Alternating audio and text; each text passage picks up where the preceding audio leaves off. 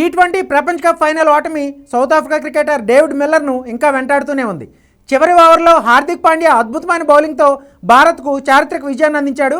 అప్పుడు క్రీజ్లో ఉన్న మిల్లర్ హార్దిక్ వేసిన పుల్టాస్ బాల్ను సిక్సర్గా కొట్టేద్దామనుకుంటే బౌండరీ దగ్గర సూర్యకుమార్ యాదవ్ అద్భుతమైన క్యాచ్ అందుకోవడంతో భారత్ గెలిచింది.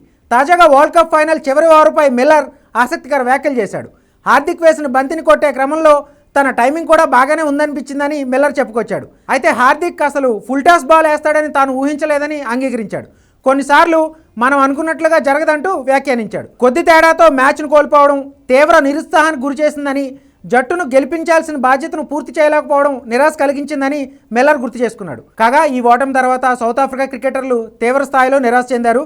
గెలిచే మ్యాచ్ చేజార్చుకున్నామన్న బాధ వారి ముఖాల్లో స్పష్టంగా కనిపించింది.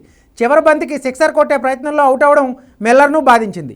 ఒక దశలో మిల్లర్ అంతర్జాతీయ క్రికెట్కు వీడ్కోలు పలుకుతాడన్న వార్తలు కూడా వినిపించాయి.